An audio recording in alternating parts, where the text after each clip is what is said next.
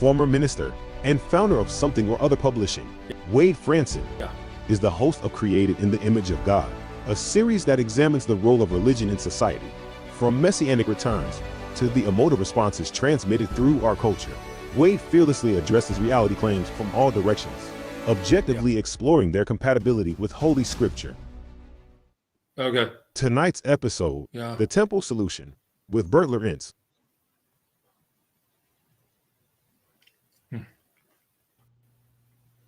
Good evening, everyone. This is Wade Franson. I'm the host of the Created in the Image of God, the Role of Religion in Society. Tonight, we have a very special program prepared for you with an author of a unique book, a book that seeks to present an alternate view on something that is so important that the entire Bible is written about events surrounding it. And the world has its focus on that region of the earth. And multiple religions are fighting over issues related to this topic. I am speaking of the temple as established by Solomon, the location of the temple site in Israel. And tonight we have a very special author, Bert Lorenz, who has written a book called The Temple Solution. And he asked the question, could a new location for Solomon's temple offer a narrow path for peace in the Middle East? Now, we've been having a little bit of technical difficulties trying to get everything working for Bert. He's in Indio, California, and there's been a bit of a dust storm going on affecting the internet connection, but we're going to bring him into the studio and see if we've gotten those technical issues resolved. Bert, are you there? Can you hear me? Yes, I can hear you. Yes. And we've got your audio back with us as well. Very good. Very good. So there is a little bit of a lag. We'll try to be aware of that as we talk. But Bert, the first opening segment of this show is typically allowing us to hear the creation story behind the guest, where you come from, your parents, the conditions into which you were brought forth on this planet, and those very early childhood experiences that shaped you in terms of making you who you are, even before you were consciously aware of all of those things. So going back to your very earliest experiences, just so that we can get to know a little bit better where you came from. So share with us some of those details about your parents and the world that you were brought into.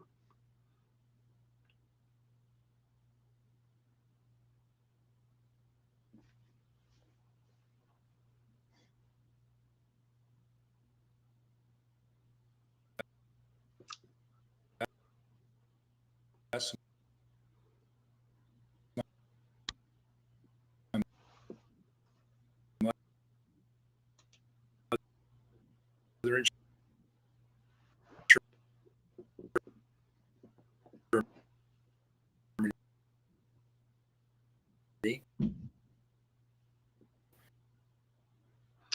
We're waiting patiently, but we're getting very little sound. I hear that the sound is on, but we're basically not hearing anything you're saying. Just the U.S.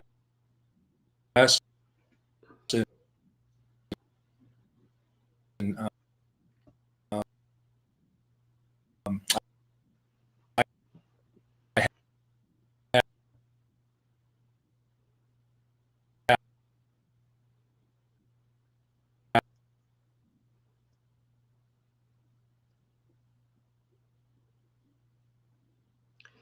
I will try try removing Bert here briefly from the studio and see if that fixes it again.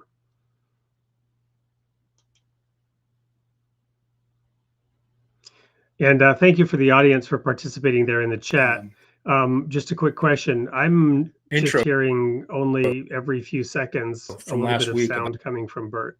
Just wanting to make sure that everyone can hear me okay, to make sure that this is on my end perhaps and not on his end. Intro about your sister, and I mentioned that because California care of my sister.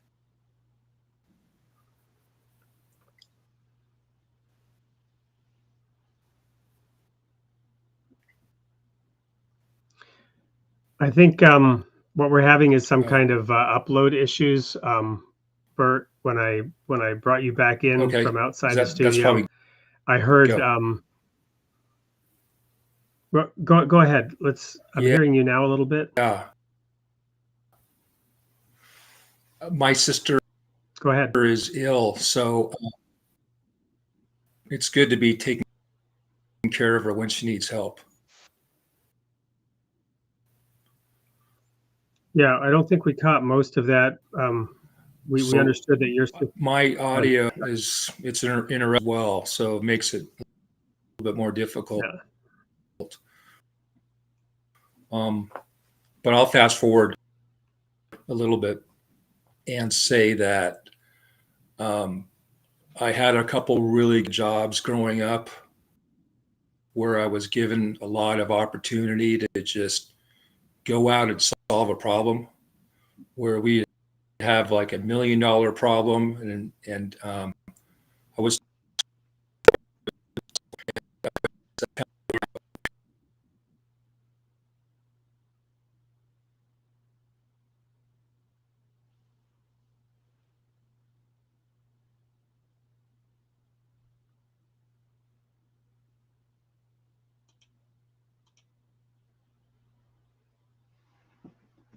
Well, Bert, we had you going there for a while. We had your audio working for a while, but it's frozen again now.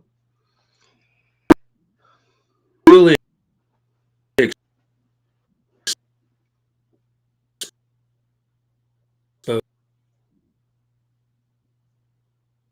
exposed me to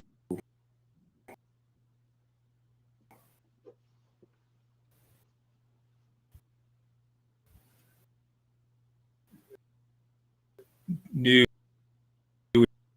difference in just going beyond my own limitations and understanding.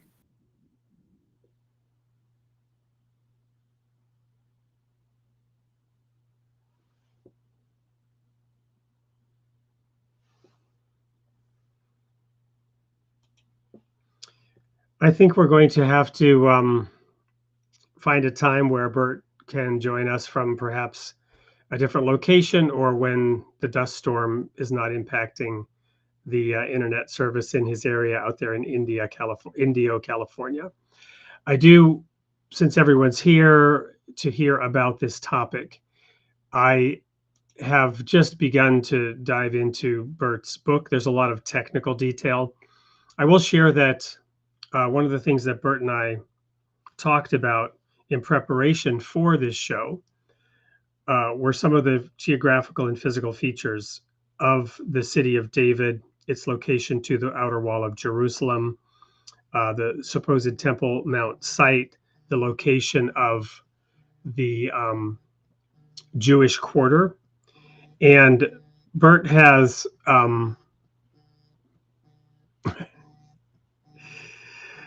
I'm sorry, I'm getting a phone call from Bert now, from which of course I can't really take and continue with my phone and computer and whatnot. So I'll have to connect with him better. But I was actually in Jerusalem many years ago, the city of David, and I was on an archaeological expedition in 1981. Very prestigious project in conjunction with Hebrew University. And one of the things that we noticed was the city of David is not very large. It's a small site. We sometimes read these epic stories in the Bible, but if you've ever traveled to the Holy Land and journeyed around, you understand that the situation is very different than one might get the impression of. Everything is geographically very close, and the physical circumstances are pulled from antiquity, from the book of Josephus and other historical records. And everyone has a theory, everyone has an idea, and they sometimes interpret the facts according to their own theories. And Bert has taken a fresh look at it. I'm getting a couple of people who are suggesting we try this by phone, and I really appreciate that. I think we may try to do that. Let me see if I can bring Bert back into the studio real quick and see if there's been any improvement. Otherwise, we may try the phone route. Bert, are you there still, or should I just like boot you out and try by phone? All right, everyone, give me a moment. I'll remove Bert and just quickly try him by phone. When you try to do a live show, these things can happen. So I ask everyone to bear with us. We might get this resolved here in a minute.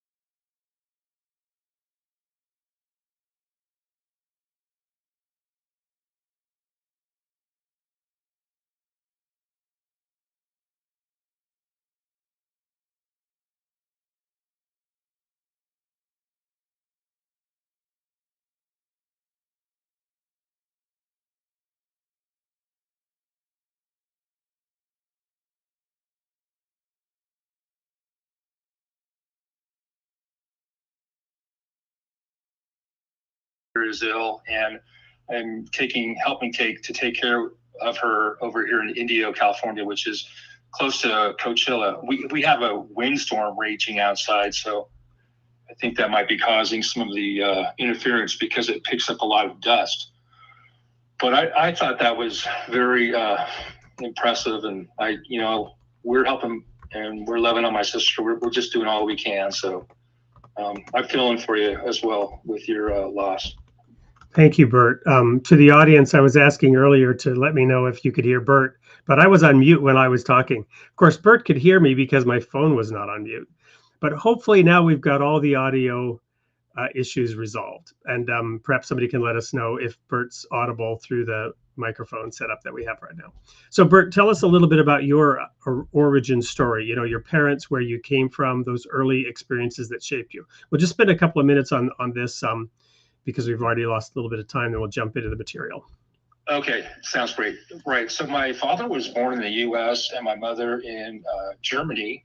They met in the States in the Bay Area, and I have two sisters, and we grew up in a regular California home in San Jose, and it was a great youth. We went to church and pretty much tried to learn a lot. I thought it was very interesting, and I wanted to just learn as much as I could. And then it was a Lutheran church, by the way, and I came across just situations where I questioned it, and I tried to understand, well, why do things not quite make sense to me? And I realized I became a truth seeker, and a researcher, and I decided to just spend time and look into the issues myself and to really understand the problems that exist. And I didn't really know that there were so many different opinions, especially it goes for everything, religion, politics. I mean, I don't even need to talk about it. Everybody probably knows what's happening, out in the world today. It's crazy. So, but I wanted to say that I was very fortunate as a youth to go traveling to Europe and just be exposed to different cultures and different countries, languages. And I really learned a lot from that experience. And that opened my mind to be able to just consider other people and how things work in other places than the United States. And my last point is going to be that I was exposed to a few really good jobs. one was at Apple Computer, where I was given a lot of opportunities to solve problems where no one knew how to fix a problem, and they would just say, "Hey, here's a task. Go out there and go do that, and go figure it out, because we don't know what to do." And what was your role? What was your specific role there at Apple, Bert? I was a project manager and a supervisor. Okay. Yeah. And were you working on sort of technical engineering problems, or what were the kinds of? More logistics. Okay. Mostly logistics problems. Yeah. Yeah. So was that because your international experience? So was that like under Tim Cook, rather, and the operations side? Well, so when I got hired on, it was with Steve Jobs. So it was way back in the beginning. It was great. The best job I ever had, I should just say. It was great. Amazing. It was quite an experience. So, but I tell you what, Steve Jobs, he had that one saying, like, "No bozos," and he really empowered people. I got a shirt, like the power to be your best. And that was one of the mottos that we kind of lived by over there. And nice. It was great, where I really was able to think outside the box. And that's the main point I wanted to make, because my book is basically about thinking outside of the trapezoid, right? The Temple Mount trapezoid area.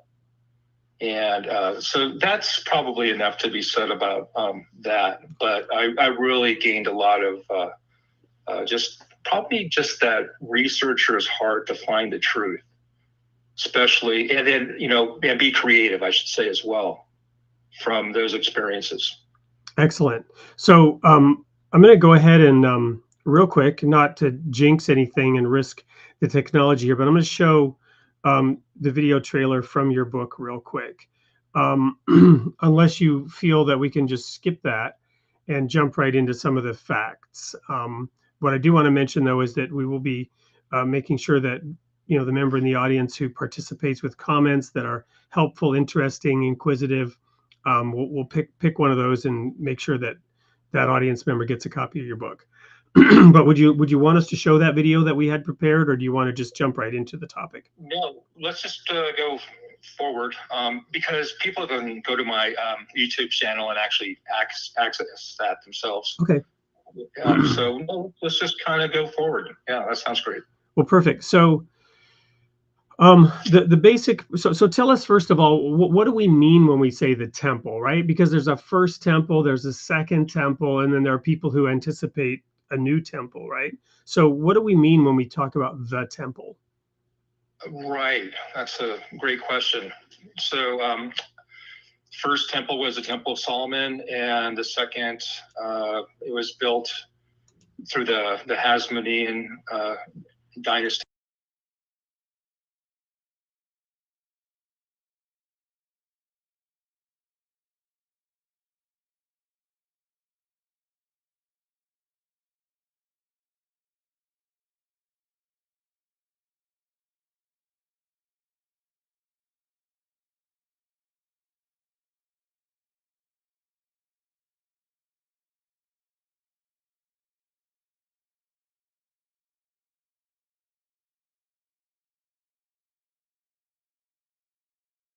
So at this point, people are wondering about the third temple, okay? And I'll just, lay it out there already, where at first I thought there would actually be a temple. But after doing some research, I've kind of come to the conclusion that all there probably is going to be is a tabernacle, David's tabernacle, which is like a tent. So that's where my research has led. And the location is actually problematic. So people probably, I'm not sure, many people follow the news. They know there's a war in Israel. And I don't know if people really know about the red heifers, but I don't know the gentleman's name, but he produced a video saying that the war was started in Israel on October 7th due to the red heifers. and the possibilities that the Jewish people or rabbis would try to build another temple, and that would, I guess, evidently offend them. And their Al-Aqsa Mosque, which is the current, I'll call it the so-called Temple Mount area, and that's where that's where. Well, and to be clear, because people have perhaps an image of Jerusalem, and in fact, I was showing a few minutes ago the cover of your book, and I'll just go back and show that real quick. And there,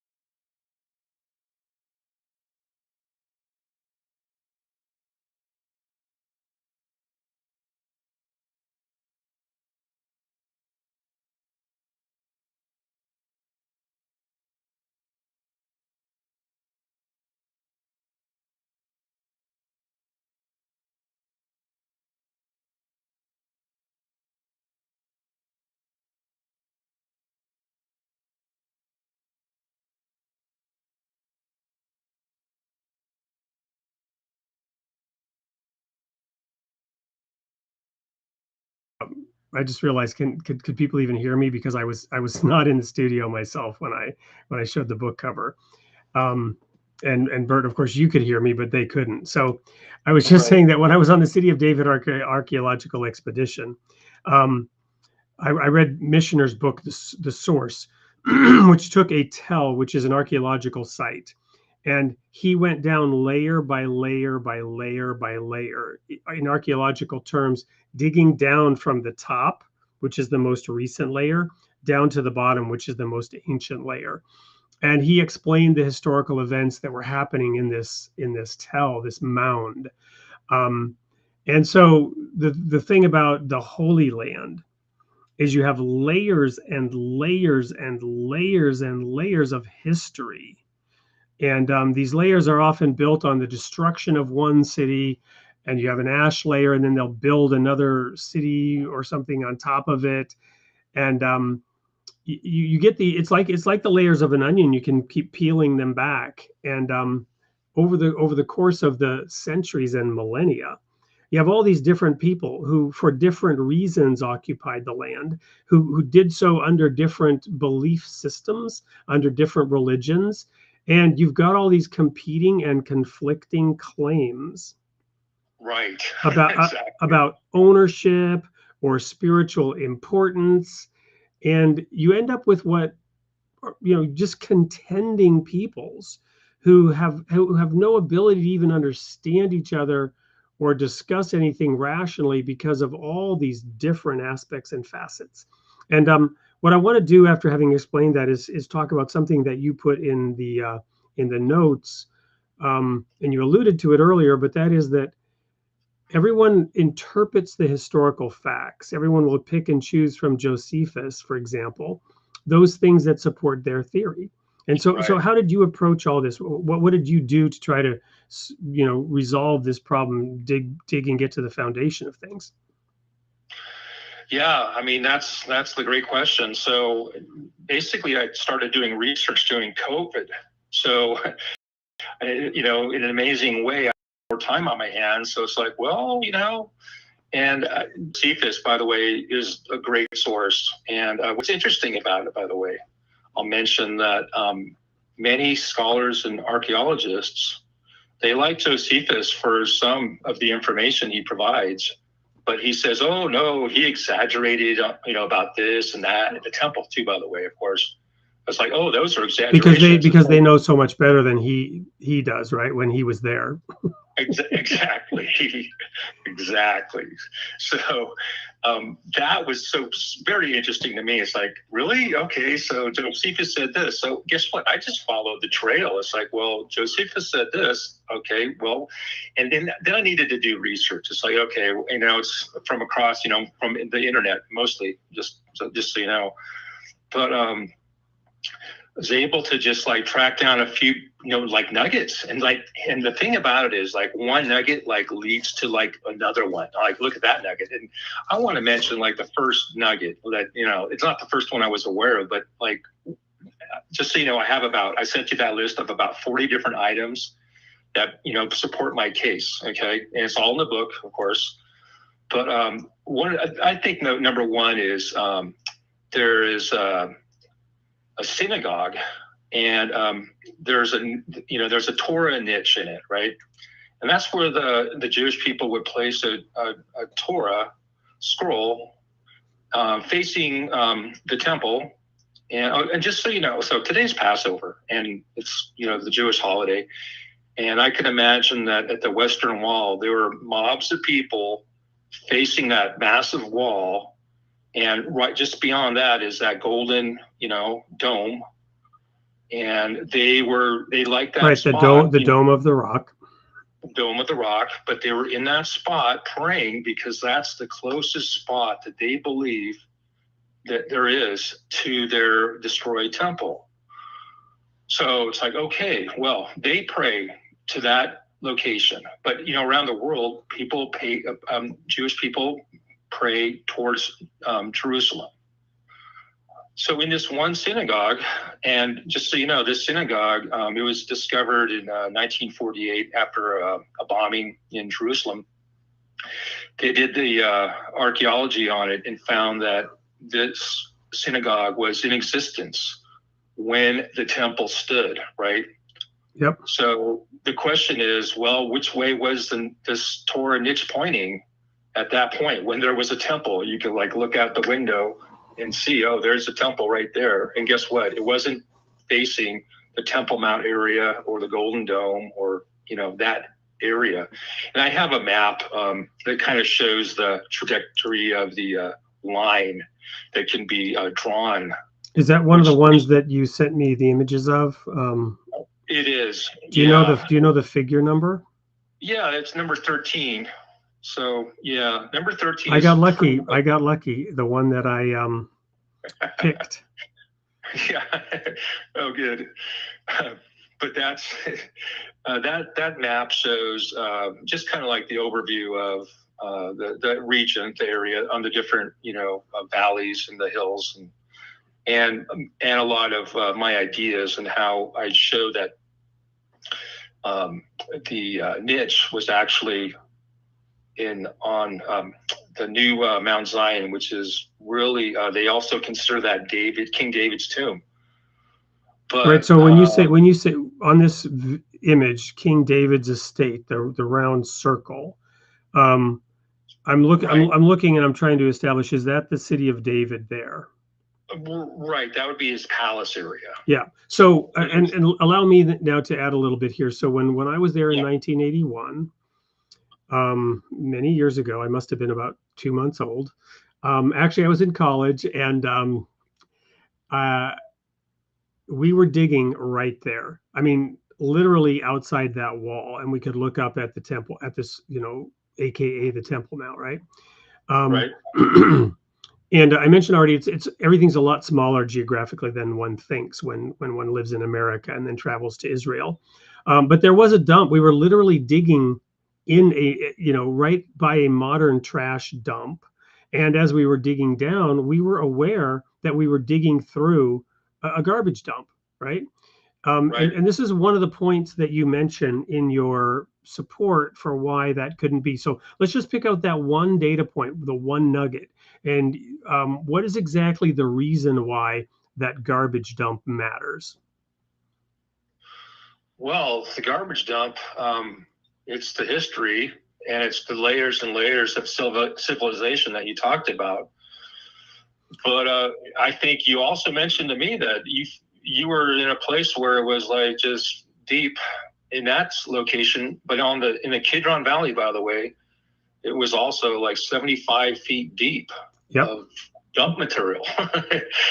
And that just tells you, okay, this has been used for quite a while. And actually, the dump in the Kidron Valley, there's the history of it goes back to, the earliest temple. Right, but you're mentioning that there's indicators that mean the Temple Mount couldn't be where it was because of the proximity to that dump. So that didn't quite make it into the book, but that's another. So just so you know, just because I finished writing the book, it's like, well, I might as well just keep on doing research as it comes up. And one of the interesting points was that there was a forbidden zone shown in Joshua 3 and 4 that suggests that people couldn't be within 2,000 cubits of the ark, or let's say the temple, and the dump, or also the place where they actually broke, where King Uzziah broke idols when he cleaned out the temple area. All that needed to be beyond, that distance, which was called the forbidden zone, by the way. Okay, so it was forbidden for anything that was like just I don't know, negative or something that God would not like. So the question that I brought up to you is, right, there was you had to draw a distance between the sacred and the holy, or the holy and the profane, the sacred and the profane. Yeah, and so why would God want to live by the dump? I know I brought that question up to you, because with the current Temple Mount area and that Golden Dome, that dump is just kind of like right down the street, and it's like amazing. It's like, well, then I'm not convinced. That was another good reason that didn't actually make it in the book. But kind of the continuing research says, well, you know what? If you think about it, it makes sense. Yeah. So is there another figure here that you'd like me to show in terms of discussing some aspects of it? Sure. So, what I'm thinking about Moses, actually, the last figure, it'd be 15? I guess 15, 15. So I wanted to make a point, only because in the book, just so you know, audience, I bring up the crucifixion site being on the Mount of Olives, and also suggest that the ark was buried somewhere on the Mount of Olives, by the way. I mean, it's in the book. And there are shows, I guess, all over on the internet and on TV that talk about where the ark is, the missing ark. Because guess what? In the end times, that needs to be found. It needs to be located. But what's interesting about figure 15 is that's the top of Mount Nebo looking, so that would be to the west. And off in the distance is the Mount of Olives. So Moses could see the Mount of Olives. I mean, he couldn't see on the other side of it. And your point is that Mount Nebo, as it's called today, is a likely location of Mount Sinai. Is that right? No. So when you mention Moses on Mount Nebo, you're referring to at the end of his life, he was on Mount Nebo and overlooking the Holy Land. Is that what you're referring to? That's exactly right. Okay. All right. So he was able to glimpse the Holy Land before he died. Yep. And the reason why I bring that up is because I reference the second book of Maccabees, where it says that Jeremiah buried the ark and the altar of incense and the temple, or the tabernacle of David, in the direction to the east, and in the place that Moses could see. And that's why people, have suggested that Jeremiah moved the ark all the way to Mount Nebo. And, it's like, okay, that doesn't quite make sense either. So, that was something, they were under siege, in Jerusalem. What makes a lot more sense is that it's actually just close by. It's right there in a cave, okay? It got buried. But I suggest it's going to be found on the Mount of Olives. But Well, I speaking of, kind of piece that together. yeah, speaking of being found, Yeah, there's constantly new discoveries, right? And yeah, relatively recently there was a very major new discovery. So again, a little bit of a story here. Way back in 1981, as I mentioned, City of David archaeological expedition, very profound, life-changing experience for me. I'm going to go back to well, actually, I'm going to find one of your images that maybe shows a little bit more clearly. Here we go, City of David. So we're looking at figure 2, or the threshing floor, the earthwork, City of David, Mount Moriah. So yeah. so we're there on City of David, and you see how this is all kind of on a hill. And when we were digging, we were outside the wall. It had been kind of there was this big dispute actually that it was supposedly an ancient grave or an ancient cemetery that we were digging in, and the Orthodox Jews were there, and there was actually a little bit of violence involved while we were there. I've got pictures of it, even way back then. But about a year and a half ago now, I took my family to Israel, and we visited the City of David area for the first time since I was there in 81 that I'd been back. And there is now a somewhat modern archaeological museum built up around the dig that I was involved in. And it was quite an amazing experience, especially considering that they have a 2-lane highway now built around that whole part of the city. And they've maintained some of that archaeological work underneath the freeway, actually. And the way in which the modern city has continued to grow up around that archaeology is amazing. But part of the reason that we were doing that dig was to make sure that this was thoroughly excavated and researched before that freeway went in, right? So in the modern nation of Israel, they're taking great pains to research and document every inch of soil in some of these areas to try to reestablish the truth of history. And the reason I bring this up in this context is we were able to do something that was unheard of back when I was there, which was visit the Pool of Siloam. The Pool of Siloam was in dispute. There were many who said, the Bible can't be trusted because they had never found evidence of this Pool of Siloam, and which threw the whole gospel account of John into question. And I remember my 15-year-old daughter that we had to pull out of school to go to Israel. I forget if it was her history teacher said, you know what, I'll give you credit if you just bring pictures of me, of yourself actually being at an archaeology site. I want to know that you're not actually going to Disneyland, that you're really going to Israel and visiting an archaeology site. It seemed a little bit suspect, or sus, as my kids would say. So we have pictures of her at the Pool of Siloam, and it was just amazing because, okay, here's the next generation, and lo and behold, this brand new discovery that once again, against all odds, validates the story of the Bible. And because they found it in the location, they were able to reinterpret certain events of the Bible and find out that the Bible was indeed even more accurate than they had been led to believe. They'd missed a few points, but by finding the actual historical geological reference in real life, suddenly the picture made sense again. Yeah, that's amazing. So, yeah, as I understand it, the Israel researchers and archaeologists, they've won awards for doing exactly what you said, for like digging through and being meticulous and just finding a new system of protecting the environment the way it is. And I think one of the examples I have in my book as well is the Pilgrim's Path. So there's some really cool videos out there now where people like take you on this path that existed that, people won in the, Second Temple, First Temple eras. And now it's covered underneath, mounds, tons of, earth and dirt and rocks and debris and all that. But guess what? They are excavating it. And the point of my book, that leads to that archaeological site up there and towards the western wall, and it goes in that direction instead of going to like the east side of the Temple Mount complex. It's the so-called Temple Mount.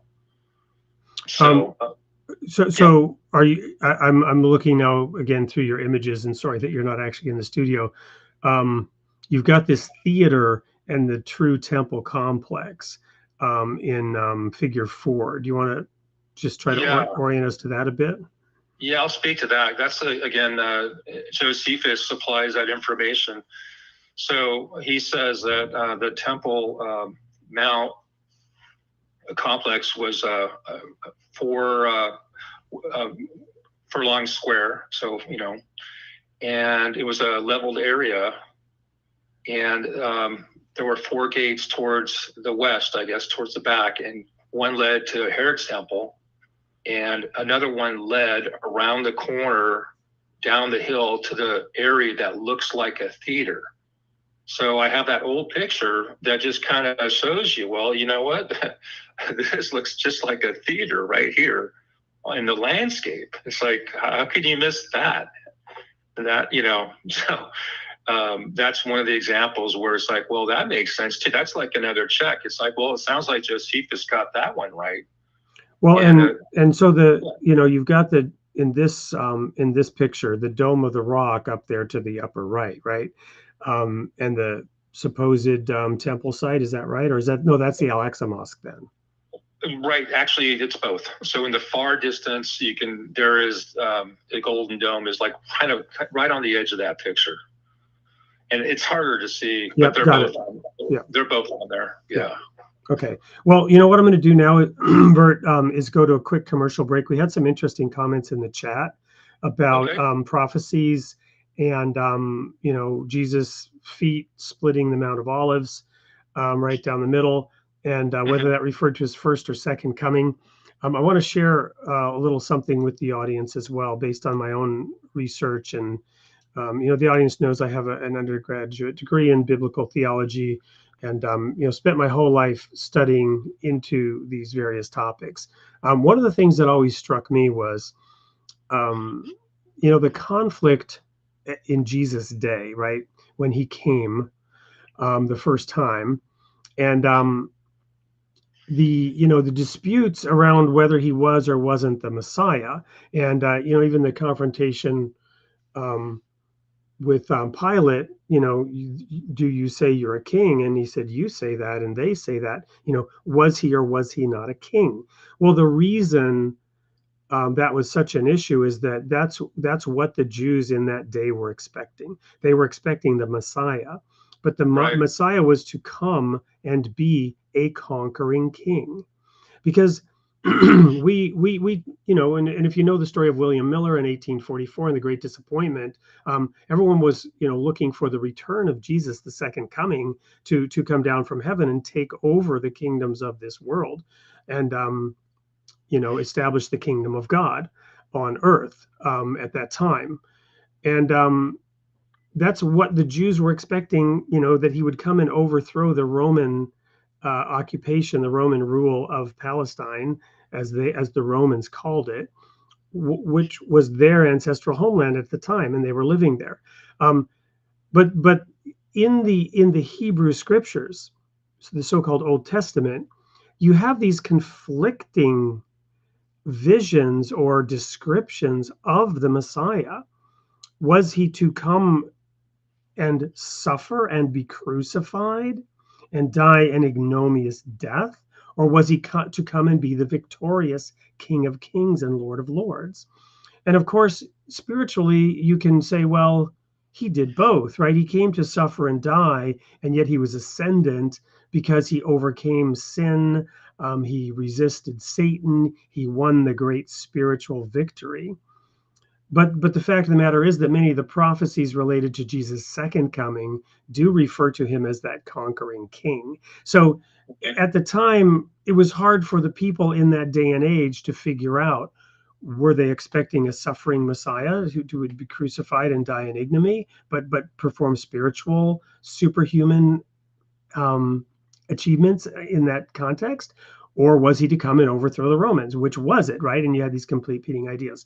So these things have still, like the discovery of the pool of Siloam, there is still the possibility of doing research and understanding these things more fully. So long-winded introduction to this next video, which I want to share, which is a book, as you mentioned, it's Passover. The third volume of Eileen Maddox's The Coming of the Glory is also being published today. And it's interesting, this is episode 95 of the Created in the Image of God show.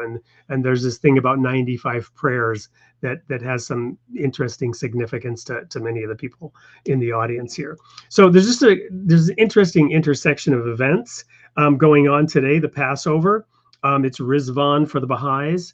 And we've got the 95th episode, and Eileen Maddox is publishing her book.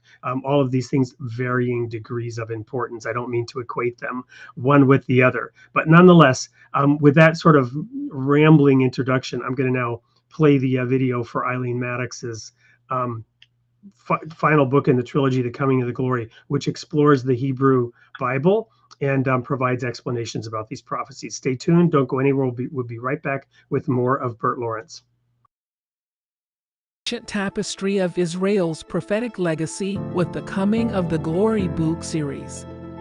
Volume 1 unveils the foundational pillars of Israel's history, from the patriarch Abraham to the prophetic mantle carried by Elijah. Volume 2 immerses you in a world of turmoil and revelation, where prophets like Jonah, Amos, Isaiah, and Jeremiah stand as beacons of courage. Volume 3 delves deep into the tapestry of biblical exploration, weaving threads of insight into the enduring struggle between belief systems. Experience the triumphs and trials of the Israelite, from exile to restoration, guided by prophets and divine intervention. Embark on a quest of discovery and revelation with the Coming of the Glory series, a harmonious blend of history and prophecy. Secure your copy today.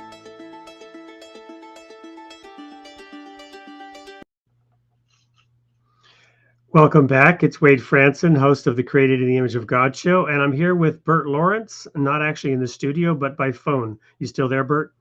Yes, I am. Great. I'm going to go ahead and put up the QR code for those who want to order that book. We'll, of course, also, I showed earlier the cover of Bert's book with the QR code to order that, and we'll do that as well again here. But given that Eileen's book is being published today, there's a special discounted offer which ends tomorrow. You can scan that QR code there, and it'll take you directly to the website. I'll also put it in the chat. So Bert, what's your view of the prophecies of Jesus, his return? Do you have any particular perspectives on that, and how does that play into your book, The Temple Solution? Yeah, well, I'll say absolutely.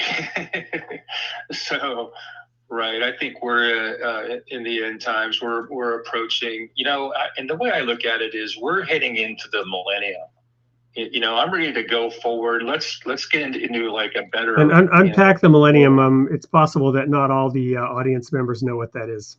Oh gosh, so that's the 1,000-year reign of Jesus Christ, where you can call it the utopia, but it's just going to be the world where the world works the way it should. With people, first of all, recognizing God, but also just being civilized and being kind to another and just being faithful. And it's just like the utopia really is how it's presented. That's where you hear about those verses. So the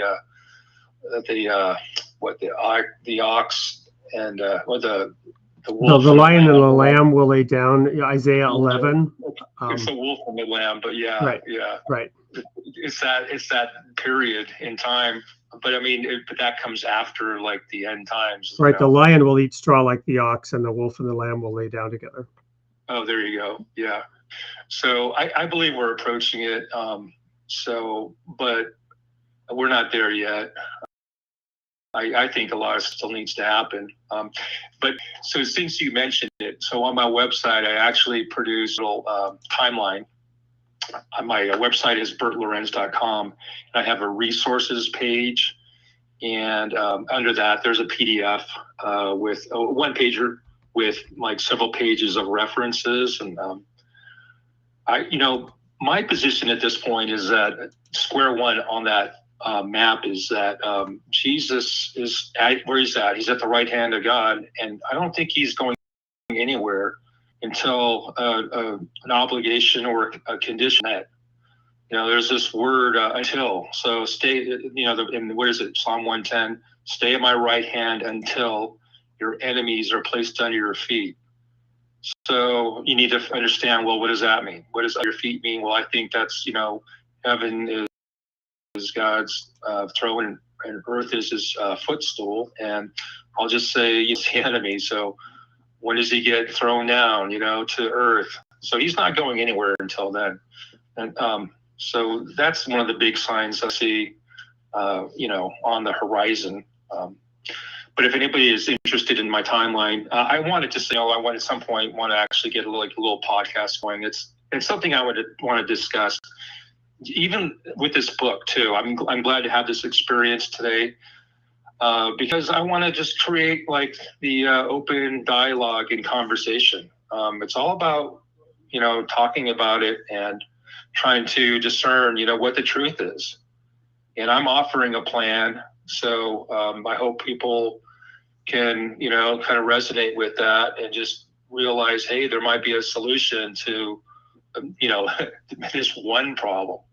I mean, there's numerous problems out there, but my mind kind of engaged this single problem, like, well, how can that be solved? Because that seems impossible. Okay, so that's kind of my thinking behind the book as well. Yeah, and let me just sort of double down and emphasize that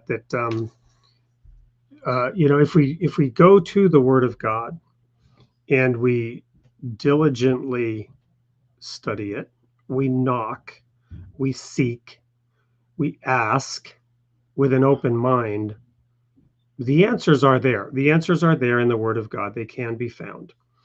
And the deeper you dig with that childlike, not a childish, but a childlike attitude. Jesus said the kingdom of God will be inherited by little children. You must become like the little child. You must be childlike. Children have a natural curiosity. In a sense, they might be a little gullible. They'll believe what the adults tell them. We end up believing in Santa Claus and the Easter Bunny, sadly. We didn't teach our children actually that any of those existed, to not ever betray that trust. But the point being that God will reveal. He will, provide answers to those who diligently seek him and who tremble at his word. Yeah, in his time too, by the way. Well, so. Right, but his time is also, it's sort of like if you look at the march of history and the march of civilization, people learn things when they are brought to their knees. And let me put it differently. If you look at the Bible going all the way back to the book of Genesis, you have this serpent, right, symbolic of the devil, in the Garden of Eden. When you get to the book of Revelation, you have a dragon. And the thing is, the dragon is the serpent grown up. How does the serpent grow up and turn into a dragon? Well, when enough people listen to the whisperings of the satanic impulses and ideas, when they eat of the tree of the knowledge of good and evil, and they allow themselves to be swayed and taken away by their lusts and their desires, as it says in many other scriptures, they go astray and they adopt false gods. They come up with false ideologies. The next thing you know, you have a Hitler, you have a Stalin. Now, when enough people listen to their own, whispering impulses rather than humbly going to the Word of God, they give political power to the wrong, to the negative, to the lie. And that is when the dragon emerges, right? And real havoc is wreaked. And it's not that there needs to be a literal Satan who is breathing fire in the form of a dragon and wreaking havoc. No, we do it to ourselves. So you talked about the millennium emerging with the ability to send man to the moon and astronauts to look at this blue jewel in heaven, floating in space from the perspective of the Earthrise. We have a recognition today of being one planet, of being one people, of having to take care of this precious jewel. So the task that was given to Adam, even before Eve was formed in the book of Genesis, to dress and keep the garden, is on the tops of humanity's mind today. Now, they're not going about it in a godly way, but we are being driven in that direction. We are being driven to humility and to work together and to seek God's assistance.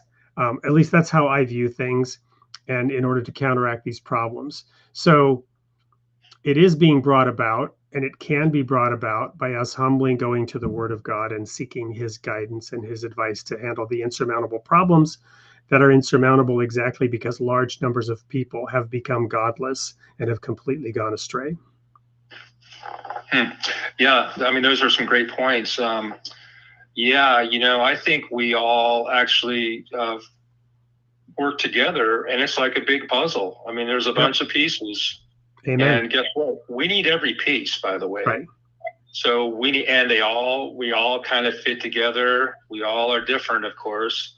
We all have our talents and weaknesses, but we actually need each other to make it all fit together. And what's amazing is, people, that's why I said I like traveling, because you're exposed to just different ideas and people, and just with the way people think differently all over the place. So yeah, we need each other to kind of like figure this one out and get it right. Well, speaking of pieces of the puzzle, we've got a request from the audience that I ask you your view of Ezekiel's temple vision in Ezekiel chapters 40 to 43. Right. So that would be the millennial temple, during the 1,000 years.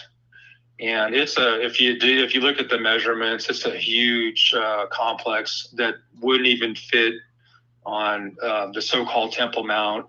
It's like 5 times the size of that. But that's going to get built, in the millennium. Well, then later in the book, I think it's the book of Revelation, you've got an even grander vision where it's a cube, right? It's not just 2-dimensional, but it's also 3-dimensional. Right. Although it could be a pyramid, so I'll throw that out there. True, very true. Yes, could be. But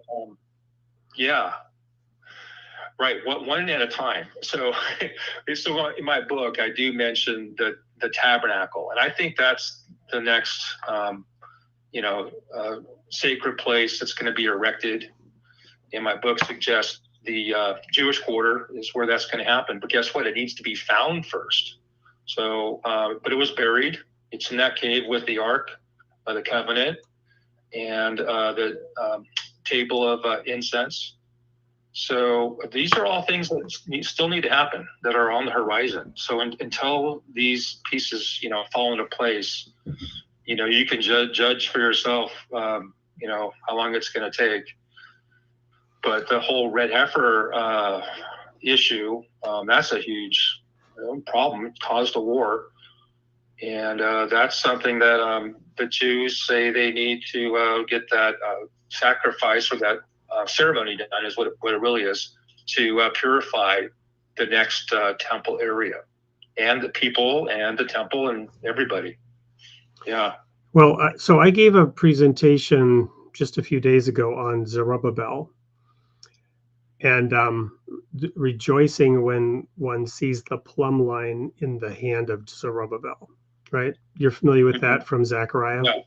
Yes. And the books of Haggai and Zechariah. So I'll just throw this out here. We're not going to have time to talk about it today. We might have you back on the show.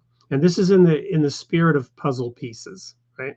Okay. So in Isaiah, it talks about, I will set up an ensign to the nations, according to the King James Version, right?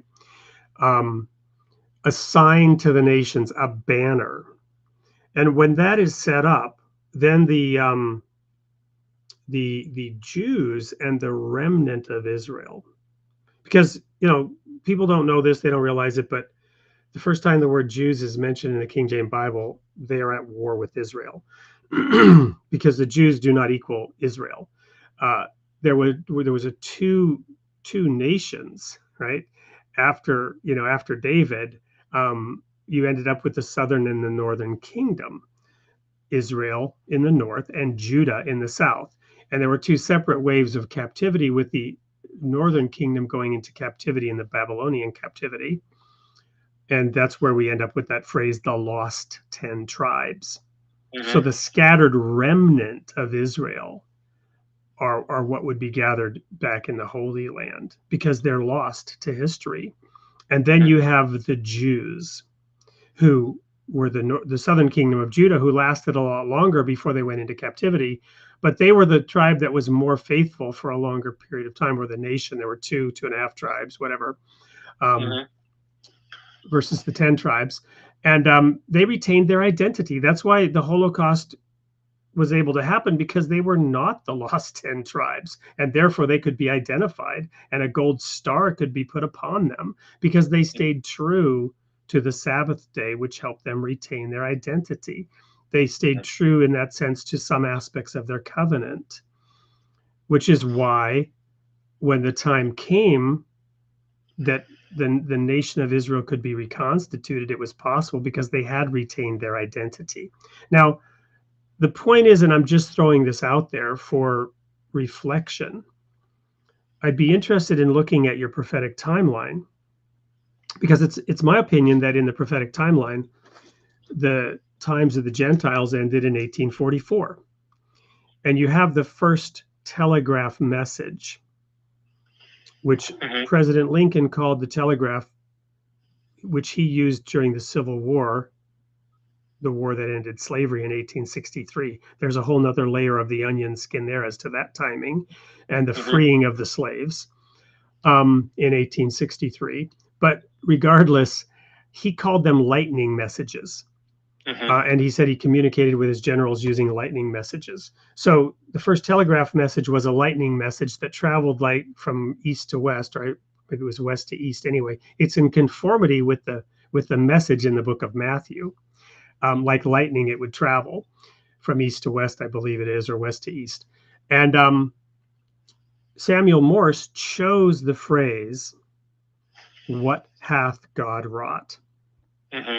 as the first telegraph message. So you dig into that, and it's Numbers 23, verse 23, and it was sent on May 24th, 1844.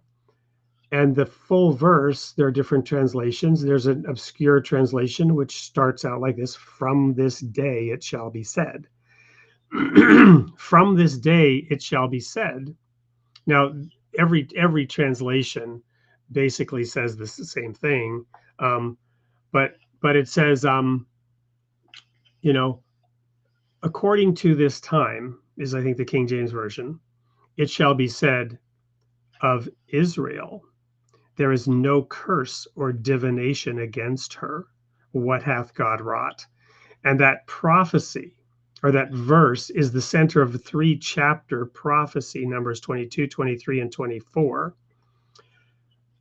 It's right in the center of it, where Balaam the prophet is told, "Come, I will show you what will happen in the last days." So it's for the last days, and it's a 3-chapter prophecy about the establishment and the reestablishment of the nation of Israel.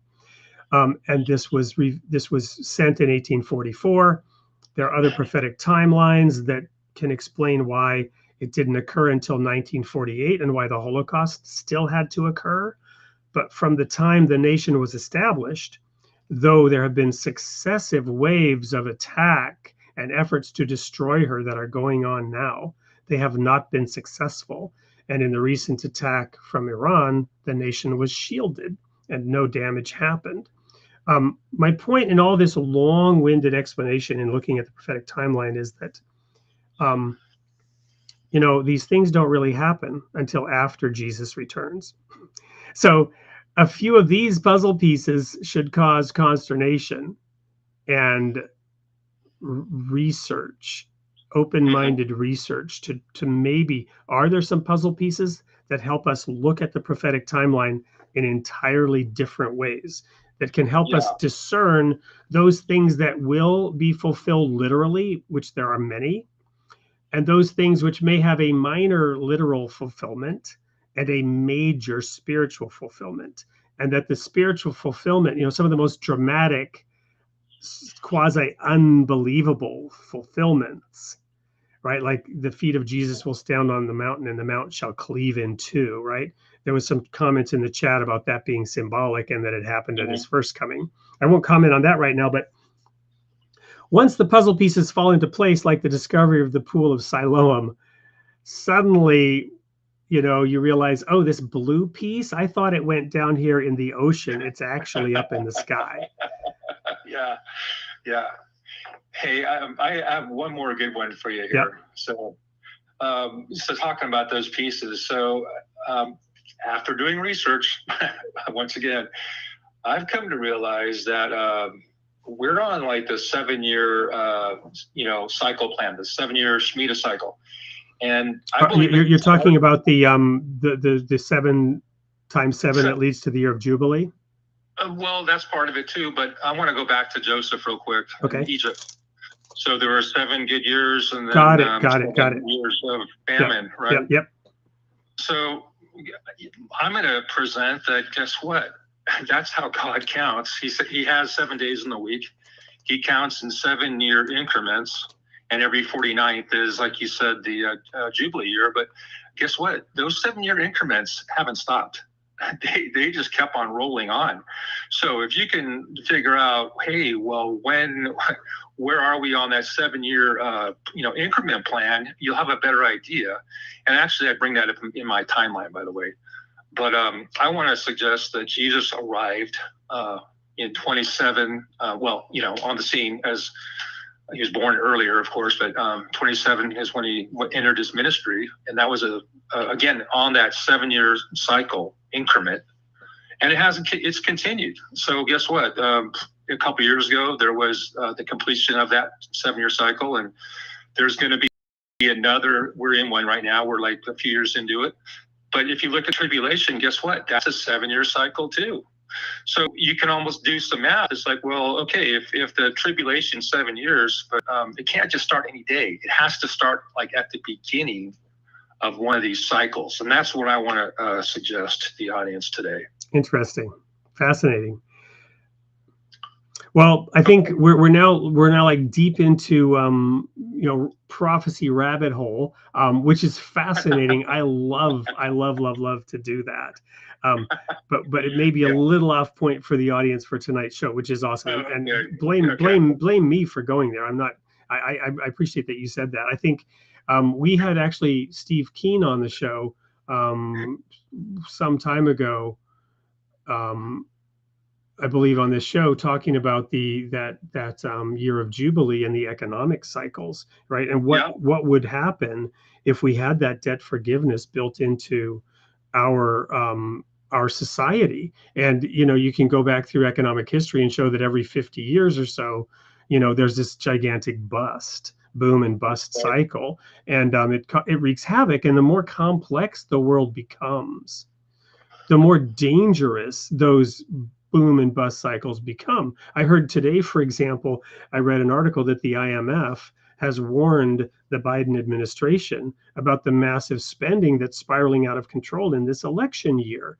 And when the International Monetary Fund starts saying, hey, you're fiscally irresponsible as a nation, and keep it up, and inflation will spiral out of control. There's a lot of manipulation of facts and data, especially now as we're nearing an election year, because the question is always, well, are you better off than you were 4 years ago, right? And if you can create a climate where it feels like things are okay, even if things are going, the proverbial hot place in a handbasket, well, there are reasons why people would do that. The point is, things get very, very risky in the modern complex system. You know that from working at Apple in large scale project management. I was in financial services during the economic meltdown of 2008. And I happened to have insider awareness of how close the entire global supply chain, how close it was to seizing up, to where ships would not be transporting goods from China.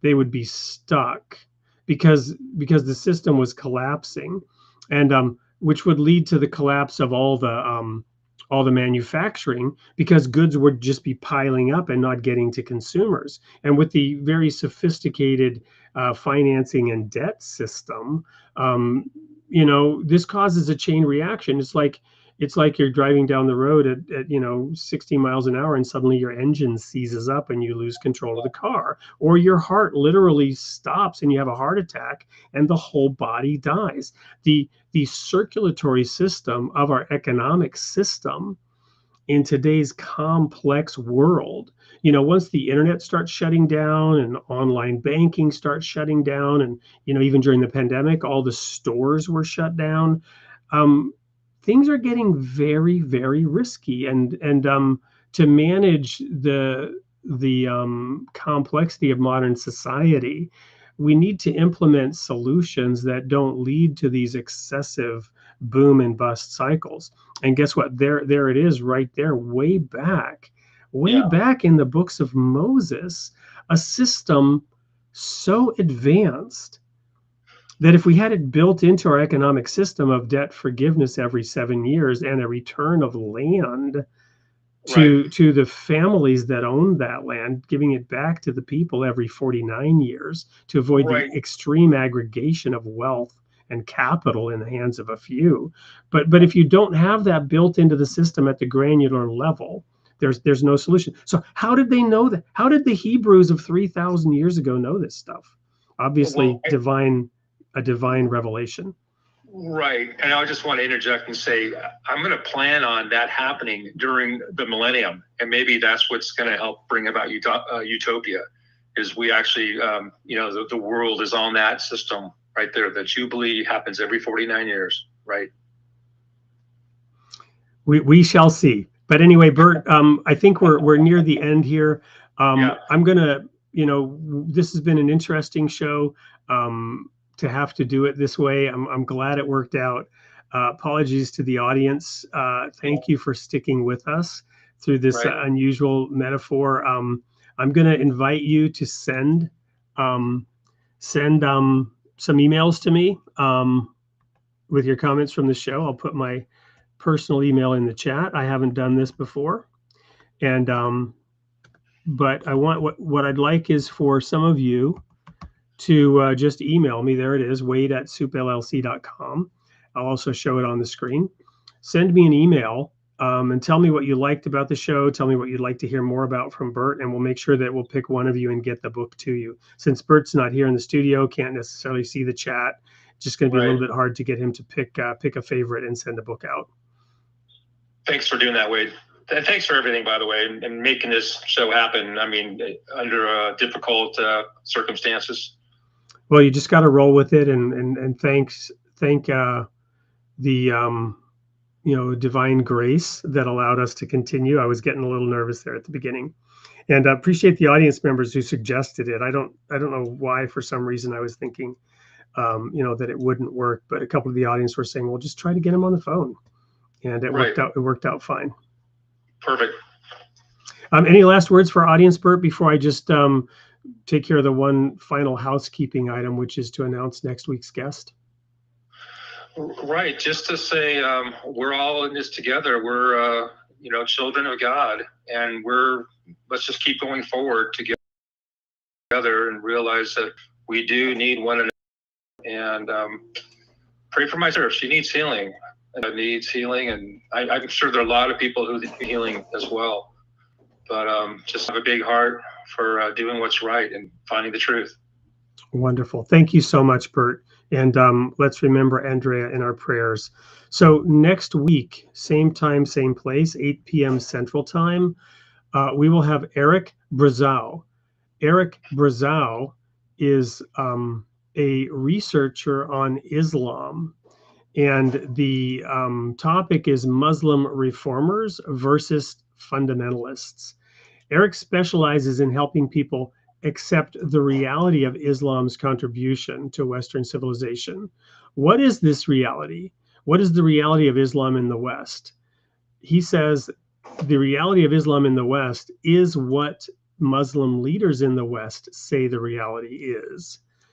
His book, Muslim Reformers versus Fundamentalists, tells us clearly what 97% of mainstream Muslims say Islam is. So this whole topic of the name of the show, Creating the Image of God, the role of religion in society. When we have movements of populations, when we have religions coming together, when we have coexistence, when we have a multicultural society, it leads to stresses and difficulties and challenges. What's real? What's false? Eric has a unique perspective, and it should be very fascinating. We've had imams on the show in the past. I've contributed to the Interfaith Library. We're very supportive of the idea of religious plurality, and that God has worked in mysterious ways throughout human history for all peoples of all times. Eric presents a unique perspective on this. You don't want to miss episode 96, Eric Brazow, Created in the Image of God, Tuesday night, 8 p.m. Central Time. So with that, until next week, thank you, Bert. Thank you, audience. May God be with you.